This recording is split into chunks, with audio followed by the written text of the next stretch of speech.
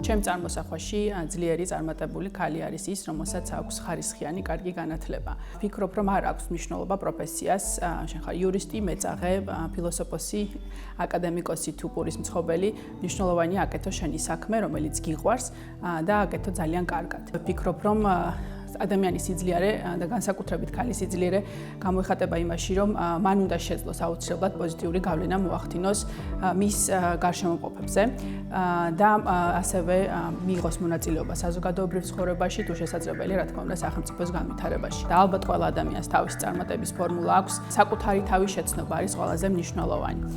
ასევე დაუღალავი შრომა და თავდადება იმ საქმისადმი, რომელსაც აკეთებ.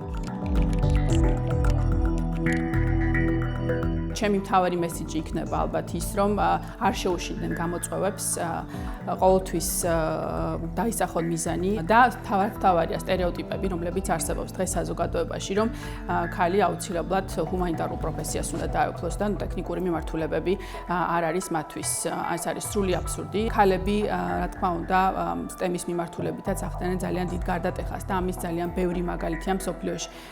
პირადად ჩემ შემთხვევაში, როდესაც მე საგადასახადო სფეროში დავიწყე მოღვაწეობა, ძალიან ბევრი სკეპტიკურად უყურებდა, მაგრამ ვფიქრობ, რომ სწორედ რომ მე არ შეუშინდი ამ სტერეოტიპს პირიქით და მაქსიმალურად ვცდილობ დღესაც რომ მივახციო წარმატებას და ამ სფეროში მაქსიმალურად რეალისტები.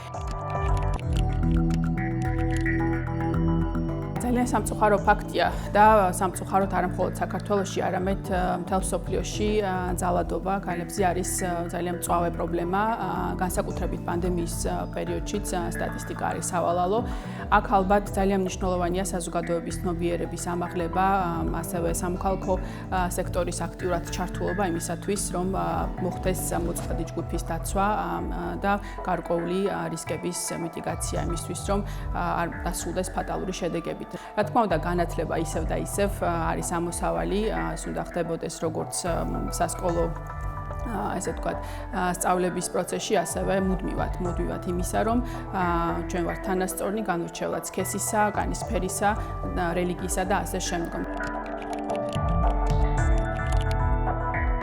ქალის ფუნქციიდან გამომდინარე, მას ძალიან მოქნილი ხასიათი აქვს, ხომ? ანუ არის უფრო კომპრომისული, ვიტყოდი, ამ შემთხვევაში არ ვიქნები მიგორძოებული. ძალიან ბევრი ემპირიული კვლევა არსებობს, რომელიც ასაბუთებს იმას, რომ ქალის მონაწილეობით მშვიდობის დამყარება და კონფლიქტების მოგვარება არის უფრო წარმატებული და რა თქმა უნდა, მე პირადად როგორც ქალიც, ასევე ყოველთვის მივფრობი დაბალანსებულ გენდერულ, ასე ვთქვათ, წყობას. ჩემთვის, როგორც იურისტისთვის, ვფიქრობ, რომ კონფლიქტის მოგვარების ერთ-ერთი და ალბათ რაც კაცობრიობამ, ასე ვთქვათ, გამოიგონა, არის ერთადერთი ალბათ მოლაპარაკება და დიალოგი და სწორი ფორმატით ამ დიალოგის წარმართვა.